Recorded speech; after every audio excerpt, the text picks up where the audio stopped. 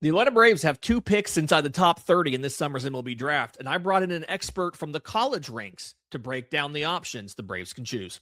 Let's talk about it.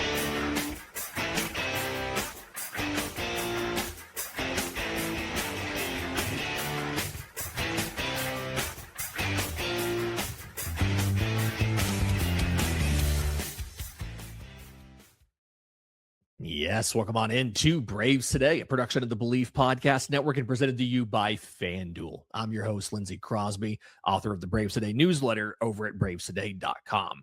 It's about the time to start ramping up draft coverage, spending a little bit more time on the draft. So I brought in a new voice to the channel, an outside expert coming from college baseball, to talk about the different options Atlanta can take in the top 30, the strengths of the class, the weaknesses of the class, and the guys who are under the radar that you should be paying attention to. So without further ado, enjoy. Lindsay Crosby joined by Jackson Scudder of ETSU, the Director of Data and Analytics for the program. Thanks for being here. Hope the season went well, and I hope transfer portal time right now is not too busy for you. Yeah, keeping pretty busy with baseball stuff, but I'm excited to be on today, excited to talk some baseball, talk some draft with you. Absolutely, and thanks for being here. So this is a really weird draft for the Atlanta Braves, I think, because we're not used to having a pick inside the top 10, but Braves pick at both 9 and 26. And as somebody who's around the college game a lot, knowing that's a big demographic for the Braves, but as somebody who's not explicitly a Braves fan, bringing an outside perspective, that's why I wanted to bring you on and talk some draft with you. What I'm trying to figure out is inside that top 10, there's a lot of these players are historically the players who need to be stars at the next level. And once you get past the top few guys in the draft, or your Rock Jawalskis and guys like that, when you're picking at 9, is there anybody that stands out to you as, hey, this kid legitimately could be a star in that second tier of players? Or does it feel like the Braves just have to hope somebody falls to them? What's your outside opinion of this class and the very top of it? So for me, I've been working on my big board. The top 3, Rock Chalosky, Grady Emerson, a high school kid, Von Lackey, Georgia Tech. Those are your 3 guys, in my opinion. We could see in the big leagues quickly. Probably Braves have no shot at. If something lucky were to happen, they fall to 9. Those are the ones where we sprint up to the stage and draft them. However, there is a next, as you talked about, there's a next selection of guys where I think they're all very good and have very high upside, but they have the small things about them that make them not be in that top left, like the top part of the class. That top tier. That top tier. Just looking at my board right now, like my number 4 player, Jacob Lombard, that's a shortstop, another high school kid, just not as ready as Emerson is per se. But one of my favorite guys at 9 that I really like for the Braves, if he falls there, Jackson Flora. He's a pitcher from UC Santa Barbara. He's my favorite pitcher in the class. He's my favorite college pitcher in the class. A really polished arm, pitching 3 years. UC Santa Barbara, those of you who don't know, is one of the best mid-major pitching programs in the country. Tyler Bremner, number 2 overall last year. They had a top 5 pick about 10 years ago. This is one of the best programs in the country. And then my favorite player in the class, he was before the year as well, Derek Curiel, center fielder for LSU. I have him at 7 on my big board. Most big boards have him in the 10 to 15 range. He spent 2 years at LSU, so he's a draft-eligible sophomore. Very good bat-to-ball skills, a very mature approach when you watch him hit. Only has 12 home runs in 2 seasons, so it's not like a crazy home run guy, but 6'3", really big body. You can easily see a world where somebody gets their hands on him, and this is a 20-homer guy. Has played center field, and most think he can stick there in pro ball. Like I said, I think he has a really high floor. I like guys like that, maybe not the highest ceilings in the world, but I think Curiel is going to be a big league player for sure. Yeah. Thinking about both those 2, and like honestly, I think I'd love both of those picks. Talking about Flora real quick, I think something that stands out to me is, and a lot of college kids do this, relievers their freshman year, then they move into the rotation. That's a common thing. I've seen y'all do it. Auburn, who I've always covered, Auburn does it. A lot of schools do it. But even as a starter this year, it felt like he was just very heavy fastball slider, like in the 90% on those 2 pitches, because you can get through starts in college like that. I've seen him throw a little bit of a kick change, a little bit of a curveball. But is there any sort of, Braves fans have seen those limited repertoire guys, Spencer Strider, the early version of him, Didier Fuentes now. Is there any risk to taking a guy like that in that top 10 if he's available? and saying, hey, we hope we can develop the rest of these pitches? Or is it like worst case scenario, the fallback is still a very good reliever? You should not be concerned about the fact that he overused those 2 pitches because he has the other ones. I think there's a little bit of concern there, but I think there's also a world where you can find that sweet spot of Chase Burns. Chase Burns, pretty much just a 2-pitch guy, but he can also get that velo at 98, 100. I think the issue with Strider that I've seen is when his velo is not ticking up to that upper echelon, he has trouble being a solid 2-pitch guy. And I'm a big Strider guy. I love watching Strider pitch when he's on. But Flores, he does just have the fastball slider, but he's done a good job. He manipulates his slider into kind of 2 shapes, has a shorter one and a more sweepier one. And I like the shape on his kick change more than a lot of people do. That's why I'm a little higher on him. Overall, he has trouble throwing in the zone. I think he's more developed than most people. And the most impressive thing I've seen with him is he holds velo going deeper into games better than most college guys I've seen. Like, I watch a lot of college baseball, especially here at ETSU. Like, we get deep I'm sure you do, yeah. We get deep into games 4th, 5th inning. Almost every starter in the country, it just decline. Flora holds his velo really well deep into outings, which is what makes me think in my head that I like him as a starter. Despite, as you said, I think worst case scenario, this is a good reliever if it comes to that. But like, I like his profile to be able to stick as a starter. Yeah. Okay. Love that. Yeah. And that was my concern, was like, if you're throwing 2 pitches and the velo can't carry, then like you're a reliever. But no, the velo's good. You just have to get the polish on those pitches and get the comfort in doing that. When it comes to Curiel, a lot of Braves fans, when they hear that, they're initially going to say, we'd rather have Drew Burris because he's the local kid, the Georgia Tech outfielder. And it almost feels like there's a little bit of prospect fatigue with Burris. Despite the fact they're both center fielders, they feel like different players because of the power that Burris has shown. Curiel's doing more contact and extra like doubles and line drives and on-base stuff. But if you were the Braves, and I know that you're not intimately familiar with the system, if you were the Braves picking at 9, Curiel over Burris, what's the argument for Curiel and what's the argument for Burris? Because I know that Braves fans are going to have strong opinions on this, and I want to hear both sides because I'm not sold on Burris. Yeah, I'm not. I have Burris 1 spot ahead of Curiel on my big board, but it's like right there next to each other. It's not like a big gap in between. Yeah. For Burris, it's the higher floor player, right? Or it's a higher ceiling, lower floor guy. Like big swing, big power. Issue is smaller guy. Like people don't know. Burris is 5'9". And I know the power is there. It looks good, but has a very uppercut swing. And there's some concerns if he can get to the pitch to the top of the zone with the wood bat. Is the power going to translate correctly? Is everything going to work out that way? However, it's a guy, if everything connects, if everything gets together, this guy can hit 30-plus home runs, potentially play center field, if not be a good corner outfield spot. But that floor is a lot lower. However, with Curiel, I'm not sure if Curiel's ever going to have 30-plus power. I'm not sure if Curiel's ever going to be that guy. However, I like the floor of Curiel to be able to get to the big leagues, be that 7-hole Eddie Rosario guy, 15, 20 homers, fun player, does his job, hits line drives, plays a good outfield. I kind of like that floor of Curiel. It kind of just depends on what the Braves are looking for in that spot if they want to go outfield. Is it like, we're going to take a chance at Burris, hometown kid. He's going to hit. He's got the pop. Or it's like, hey, we want to kind of take a safer guy that we can just go put in a corner outfield for the next 10 years and feel comfortable about him hanging out there doing his thing. Kind of like Alex Gordon with the Royals a little bit as well. It's kind of like a little bit of a comparison there as well. And I think that whole conversation, ceiling over floor, maybe looks a little bit different at 9 than it would look at a 26 or where you were at 22 last year. I think that's a whole kind of thing. Personally, how do you lean? Do you think you need to go with the guy that has the high floor and is going to make the majors, or do you need to go with the guy at 9 that could be a star, but could also cap out at double or triple A? Because I personally feel like you need to go for the big swing at 9, but then if you do that, you've got to nail the pick at 26. And that's the hard part for me, is figuring out how aggressive to be at 9. It just feels like with those 2 players, you want Curiel over Burris. But just in general, do you believe in ceiling or floor inside the top 10? It just generally depends. The Braves are in a weird spot for a top 10 team because they're not a top 10 pick team. Like most of the teams we see picking the top 10 are teams that, let's be honest, are bad teams. Braves are not a bad baseball team. So I feel like there's a little bit more – they have more protection to be able to maybe take a little bit of a swing at 9. Sometimes those teams in the top 10, they're not in a great spot, losing games. They might want to go for a safer player who they think can make the impact.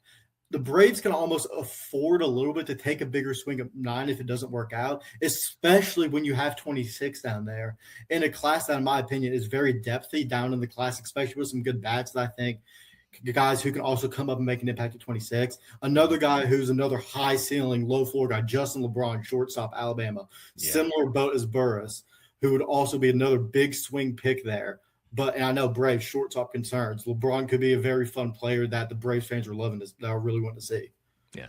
All right. In just a second, I do want to get to more of that shortstop conversation, right? LeBron versus Tyler Bell, who's mocked a lot to Atlanta there.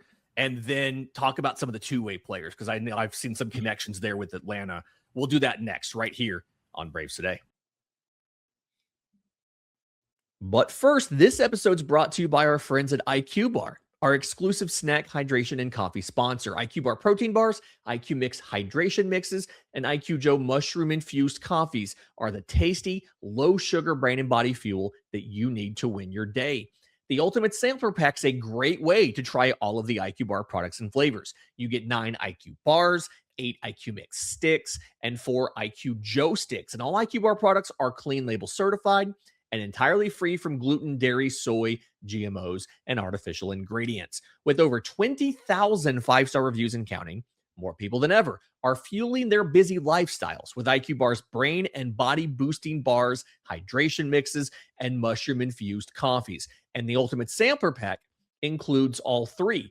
Right now, IQ Bar is offering Braves Today listeners 20% off of all IQ Bar products, including the Ultimate Sampler Pack, plus free shipping. To get your 20% off, text MLB to 64,000. That's MLB to 64000. That's MLB to 64,000. Message and data rates may apply. See terms for details. Lindsay Crosby joined by Jackson Scudder of ETSU. He's the director of data and analytics. Talking MLB draft, obviously Braves pick at 9 and 26 this summer. And when you look at shortstop, you mentioned that outside of Rock Jawalski, who's going to be all of the whispers are that he may not go he's going to go number 1. This is just when you get out of that top tier, you're looking at a Tyler Bell, you're looking at a Justin LeBron. Is Bell versus LeBron just running back that floor versus ceiling conversation, or is the projectability of Bell where he could, if the 90th percentile outcome happens, he could be just as good as LeBron, but is maybe a little bit of a safer pick because of the contact ability? I think for me, like looking at the MLB draft board, they have LeBron at 9 and Bell at 20. Me personally, I have Bell at 10 and LeBron at 8. I love Tyler Bell.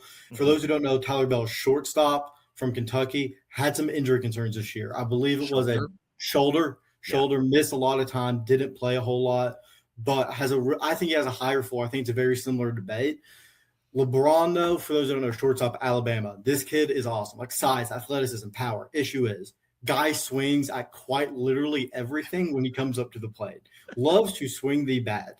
But, like, good shortstop, has a cannon farm, sold 37 bags this year. Bell, switch hitter at shortstop. I think the ceiling is probably similar to LeBron's, probably a little bit lower just because he doesn't have the I don't know if the defenses is there.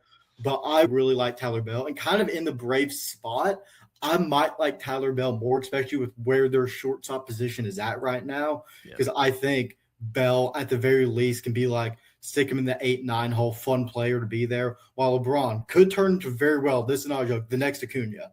However, he could be the next Elijah Green for the Nationals, who is in high A in 4 years, and you're kicking yourself about it. Yeah. To me, it feels like Atlanta has all of these young shortstop prospects who are they're in single A, they're in high A. They're trying to figure out to get these guys to the league. Maybe by 28, I feel like it's probably the earliest you'd see any of these guys. And Tyler Bell, it feels like he has the ability to beat some of them there because he has that high floor that you mentioned, but it's going to be a guy who sits, to your point, 7, sits at 8, something like that. He's not going to be carrying your team. He's not going to be your leadoff. He's just going to be a well-rounded jack of all trades for you. And it's back to that ceiling versus floor conversation. One of the really interesting things I've seen come up a lot is Atlanta being connected to some two-way players. And Jared Grinlinger, I think I'm saying that right? Yeah. Is the main one that I've seen here. He was like a top 5 player in the 27 class. He reclassified to this draft. We've seen Atlanta go with those reclassified two-way players before. Cam Nitty is a great example of a guy who moved up a year. They took him. He was a center fielder and a lefty, and they just put him on the mound. Do you see Grinlinger as a guy who clearly needs to be either an outfielder or a pitcher, or could he actually maybe play two ways if the Braves were to take him before you have to declare something? I was looking at him yesterday with my guys from the other podcast work for Baseball and Stitch. We were looking at him yesterday, watching film on him. I really think he's a pitcher. The swing is good, no doubt. I think he would be a good college hitter. I think the arm is better. I think he's probably going to end up being a pitcher.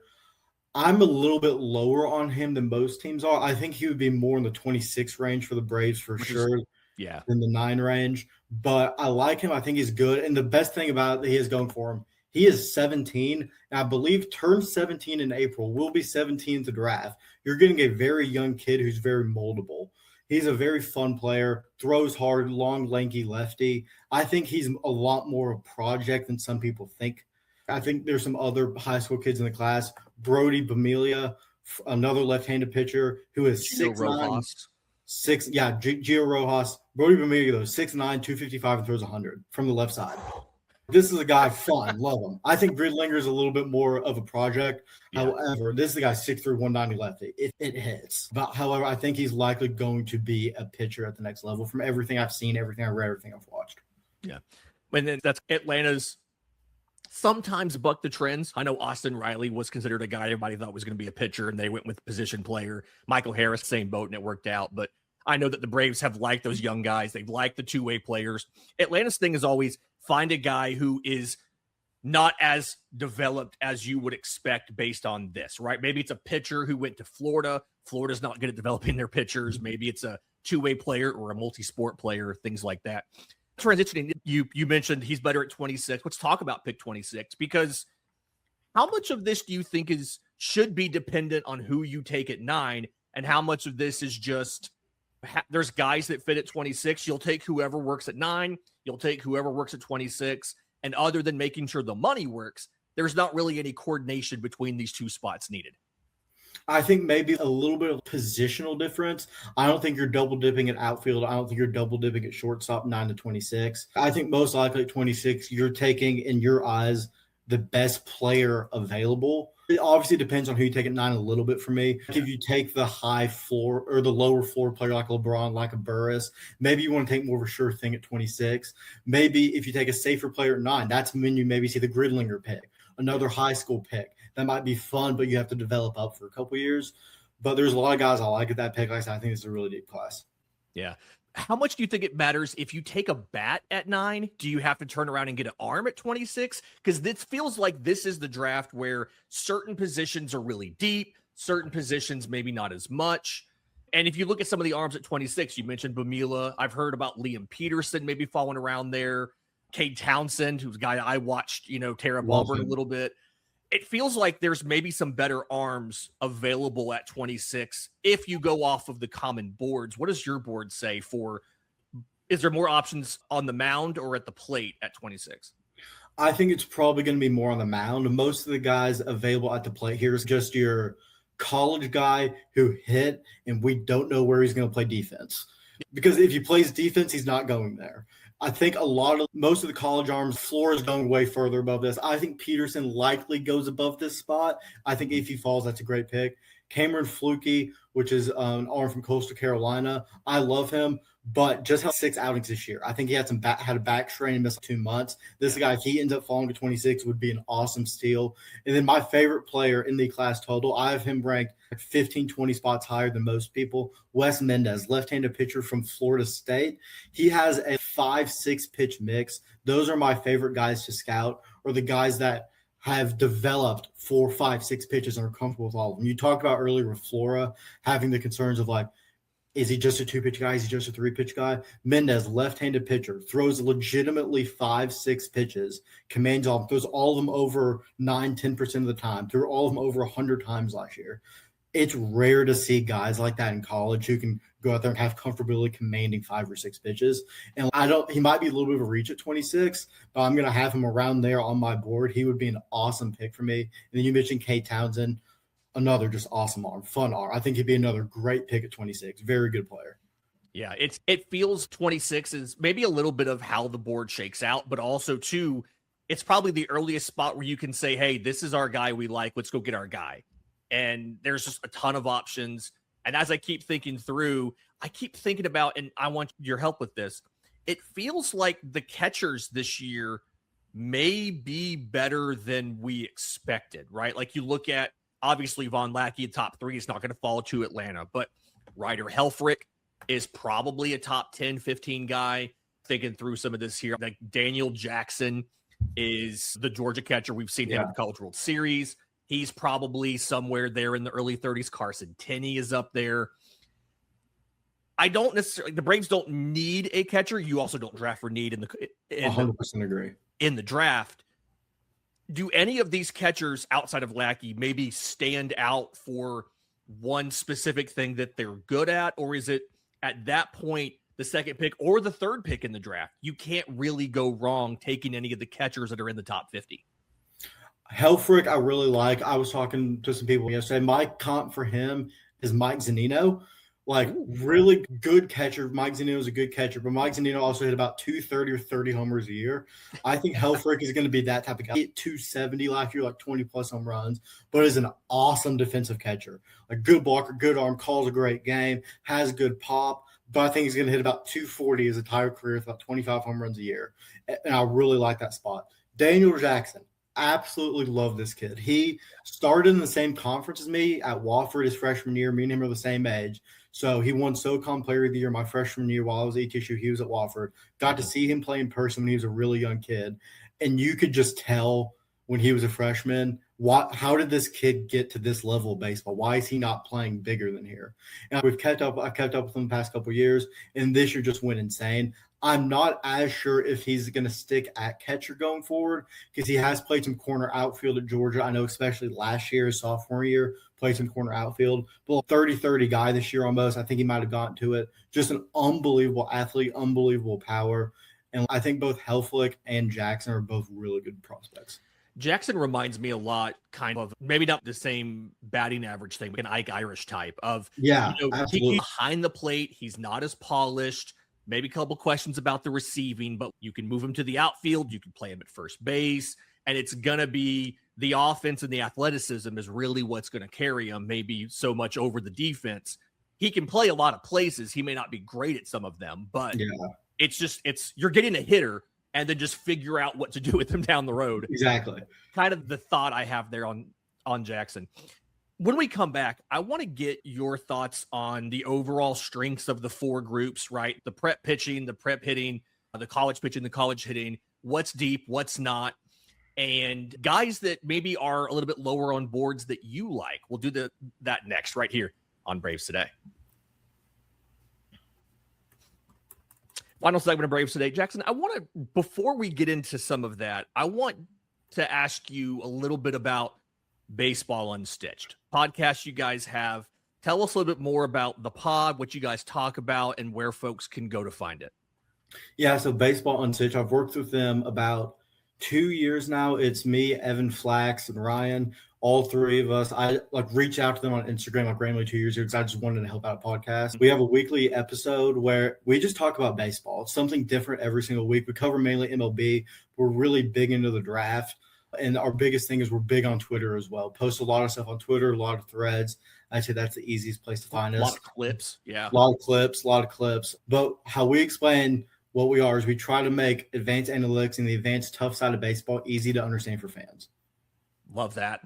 Fits really well in with what Braves Today does and the kind of same approach we have. So Braves fans, if you want a good look at baseball as a whole, Baseball Unstitched, wherever you get your podcast. You guys talked about the Jacob Mizorowski start from last weekend that was just nuts. And I know Braves fans are like, oh gosh, we got to face this kid on Friday night. So if you want to hear from some pretty smart guys, Braves fans, about what you're in for on Friday night, go check out the latest episode of Baseball Unstitched.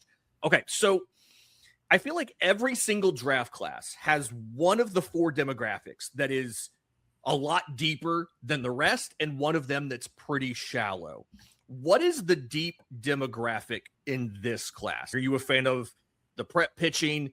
It's almost never the prep pitching, but the college bats, the college arms. What's the demographic where, like, those players, there's more quality to be had in the second and third rounds than maybe there usually is? I'm usually pretty biased to college guys, but I know last year, like, the prep shortstops were unbelievable last year. There was a ton of prep shortstops. This year, however, I truly do believe it's probably the college bats. I think there's a lot of depth into that 20-30 range of guys who just hit. The Daniel Jacksons that we were talking about. Maybe you played a really bad shortstop, but we're going to draft you and find a spot. Maybe you didn't play great center field. We're going to draft you and find a spot. I think there's a lot of just pure hitters in this class, deep into the class, that, again, just draft them, find somewhere to put them, and let them hit. I think I really like it deep in the 20s, 30s, 40s. And I also like the college pitchers a lot, too. There's some mid-major guys that I have a little bit higher on my boards that I also really like. Yeah, like outfield feels like a spot, you get into that realm of Caden Sorrell, Zion Rose. There's just so many guys that you could make an argument for them to be drafted higher in a normal draft, but they get pushed back a little bit. Chris Rimbert, right? A guy that I know personally at Auburn, second base, can play some outfield. Same thing. It's like, where are you going to play him? There's questions that knocked him down, but it just feels like those college bats are stronger than usual this year. And to your point, you got to do work on defense. You got to do work to clean up the offensive issues, but there's possibilities there. Why does it feel like we just never have enough prep arms that are in the first round? I feel like that's a perpetual problem. Is it just the way that MLB looks at prep arms versus what college looks for in prep arms? I just feel like we don't ever have the strength in prep arms in the draft.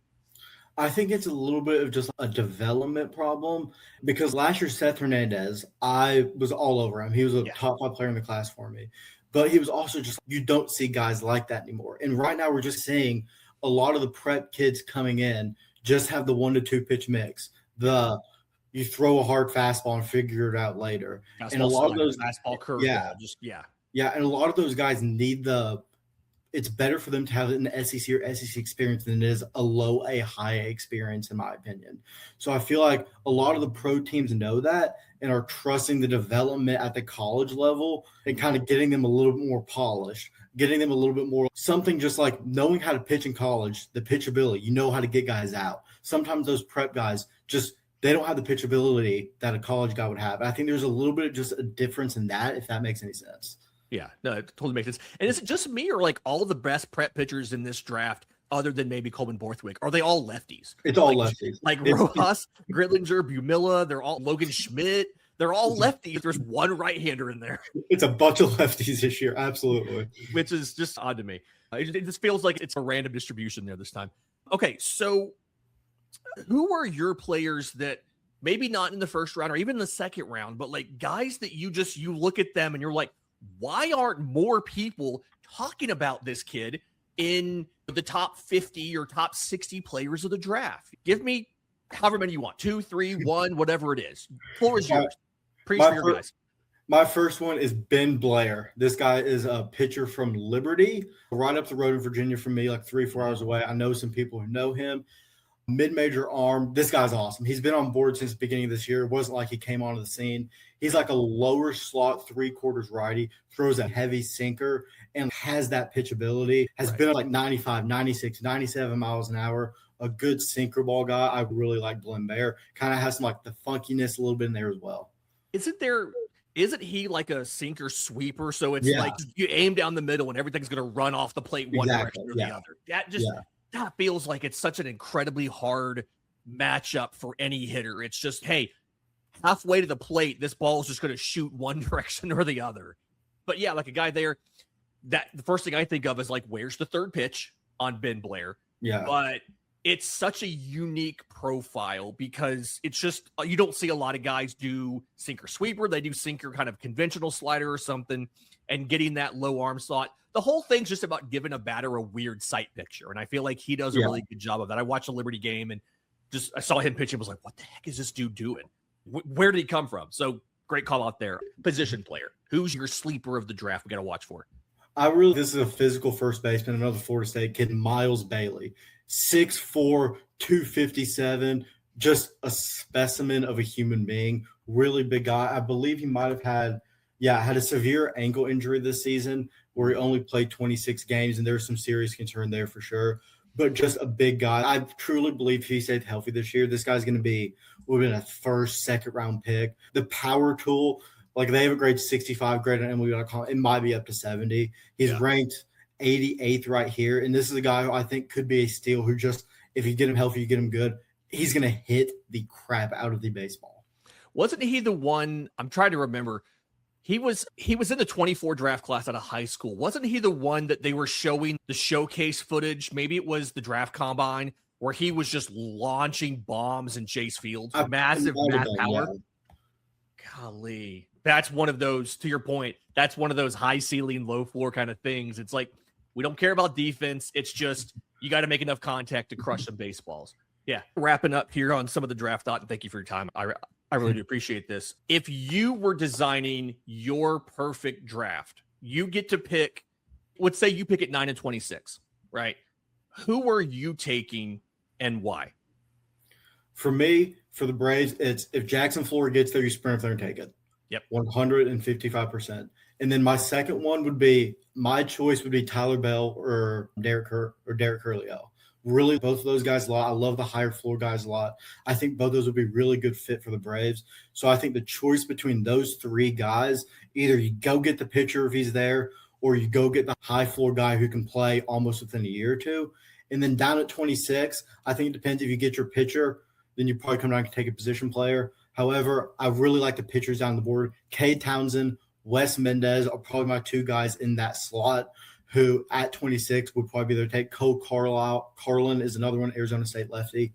I think those three there. And then if you somehow get Flora and maybe want to take a bat, I really like Daniel Jackson as well. I also really like Aiden Robbins, outfielder from Texas. I think those five guys at that slot and then those three guys up there at the top would be my dream draft for the Braves. I think they would get a lot of value. I think Braves fans are going to be a little disappointed, disappointed that it wasn't Drew Burris and then Joey Volchko with the third pick and stuff like that from Jordan, taking the local kids. But I like your board, and the Braves have their shopping list. Jackson, tell everybody, obviously, ETSU, they can watch ETSU baseball to see you and your work, but also tell them where else they can catch you and the podcast and all that. Yeah, so for Baseball and Sid, check us out on Twitter, all of our podcasts, Spotify, Apple Music, all that. And then me personally, I have a Twitter, JScud23. Just look at my name, Jackson Scudder. I post a lot of MLB content, MLB analysis, reports, and then do a lot of college stuff as well. When I'm in the ETSU season, my entire thread is just me talking about our baseball players all season. I have to shout out the boys when they're playing good. But yeah, check me out on Twitter. Check out Baseball and Sitch on the podcast.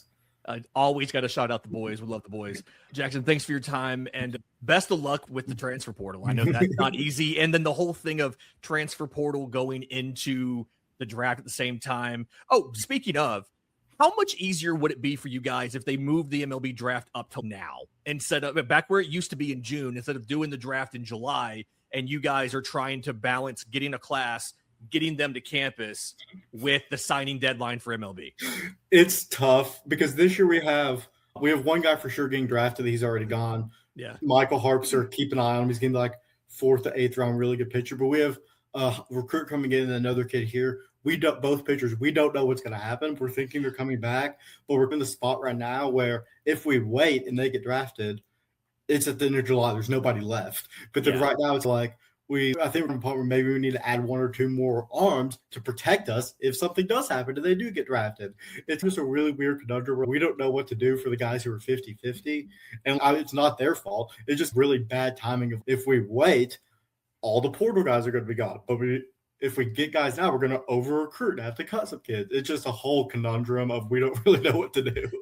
Everybody that I've talked to in baseball, college coaches and staff, professional scouts and front office people, everybody hates the draft being in July and they want it moved up for this exact reason. My personal thought process is we're recording this just behind how the sausage is made for everybody. We're recording this on Thursday. This is the off day before the College World Series finals start. Do the draft in Omaha today.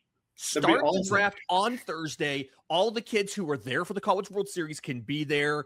You can get MLB fans watch their player that was just drafted try to win a championship over the weekend. It makes a ton of sense. Front offices would like it. You guys would like it because it gives you more time to recruit. It makes too much sense. And so, of course, that's why MLB's not going to do it. Jackson, thanks for your time. Thanks for being here. Excited to have you back soon. Sounds good.